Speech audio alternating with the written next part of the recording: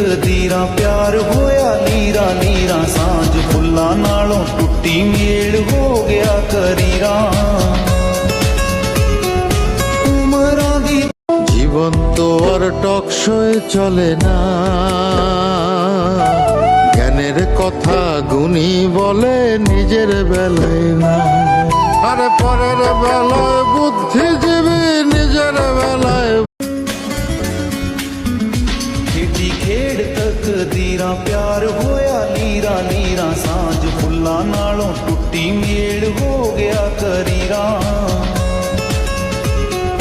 ਉਮਰਾਂ ਦੀ ਦੂਰੀ ਮਜਬੂਰ ਬਣ ਕੇ ਹੈਪੀ ਸਾਡੇ ਦਿਲ ਕਿੰਨੀ ਦੇਰ ਸਹਿਣਗੇ ਰੱਬ ਨੇ ਜੇ ਚਾਹਿਆ ਅਸੀਂ ਫੇਰ ਮਿਲਾਂਗੇ ਜਿਉਂਦਿਆਂ ਦੇ ਸਦਾ ਨਹੀਂ ਵਿਛੋੜ